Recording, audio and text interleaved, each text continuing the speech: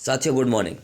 तो ये जो हम आपको अपडेट बताने वाले हैं ये उन अभ्यर्थियों की है जिन्होंने 18 वर्ष या उससे थोड़ी से ज़्यादा एज में अपनी पात्रता क्वालिफाई कर ली थी प्राथमिक शिक्षक भर्ती 2020।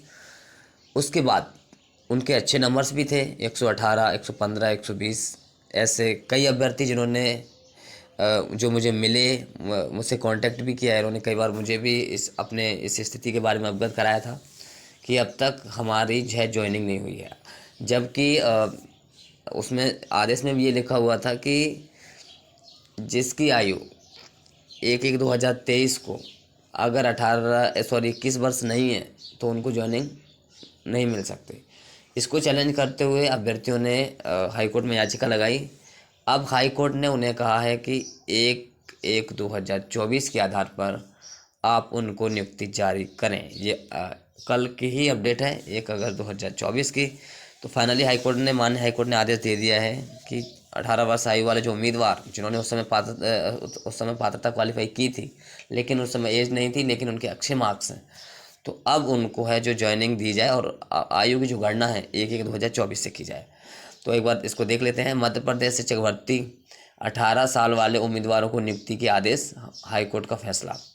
जबलपुर स्थित हाईकोर्ट ऑफ मध्य प्रदेश ने 18 वर्ष आयु वाले उन सभी उम्मीदवारों को प्राथमिक शिक्षक पद हेतु नियुक्ति पत्र जारी करने के आदेश दिए हैं जिन्होंने प्राथमिक शिक्षक भर्ती परीक्षा 2020 की पात्रता परीक्षा पास कर ली थी।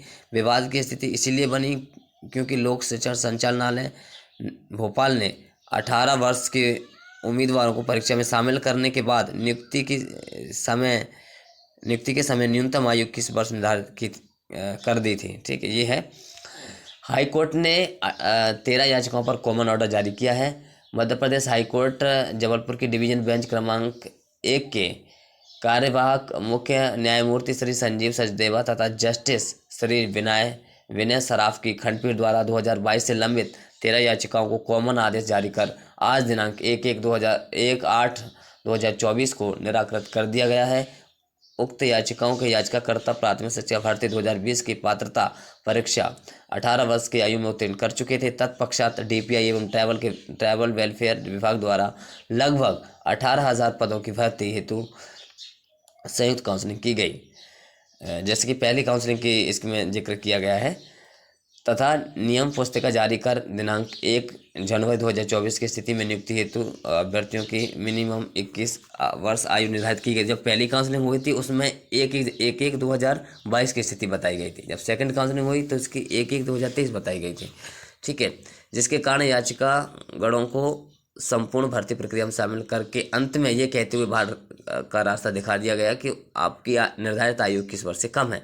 हाई कोर्ट ने आयु सीमा नहीं घटाई बल्कि गणना की तारीख बदल दी, जिससे पीड़ित होकर डीपीआई द्वारा जारी निर्देशिका तथा भर्ती नियम 2018 की संवैधानिकता को चुनौती दी गई थी। उक्त याचिकाओं की प्रारंभिक सुनवाई पर हाई कोर्ट ने अंतरिम आदेश पारित करके कमिश्नर लोक शिक्षण संचालनालय को अंतिम आदेश पारित करके याचिकाकर्ताओं को याचिका के अंतरिम निर्णय के अधीन नियुक्ति प्रक्रिया में शामिल करने का आदेश पारित किया था।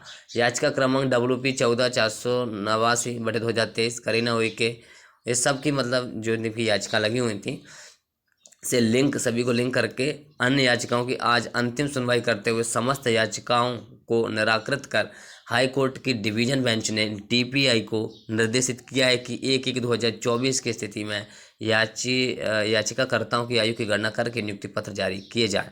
याचिकाकर्ताओं की ओर से अधिवक्ता रामेश्वर सिंह ठाकुर एवं दिनेश चौहान ने पैरवी की। मतलब कहीं ना कहीं ये उन अभ्यर्थियों की जीत हुई है जिन्होंने याचिका लगाई थी माननीय हाईकोर्ट में, और उनको फाइनली है जो 1 अगस्त 2024 को फाइनल हो गया है। अब उनकी आयु की गणना 1/1/2024 की स्थिति में करके उनको ज्वाइनिंग दी जाए। सबसे अच्छी बात यह है कि अगर हम देखें तो ये जो अभ्यर्थी हैं ये जो पहली काउंसलिंग में सिलेक्ट होने थे और पहली काउंसलिंग के बाद ही इनकी आयु पूरी ना होने के कारण इनको तो बाहर कर दिया था। तो मुझे लगता है कि ये सभी लोग ज़रूर सिलेक्ट होंगे। अब देखते हैं माननीय हाईकोर्ट के आदेश पर डीपीआई क्या डिसीजन लेता है और कब तक इनको नियुक्ति पत्र जारी करता है। ठीक है साथियों, छोटी सी अपडेट थी लेकिन ये बहुत बड़ी चीज़ भी है क्योंकि कहीं ना कहीं माननीय हाईकोर्ट से तो इनको मिला है न्याय, लेकिन ये नियुक्ति पत्र डीपीआई कब जारी करता है। ठीक है साथियों, धन्यवाद।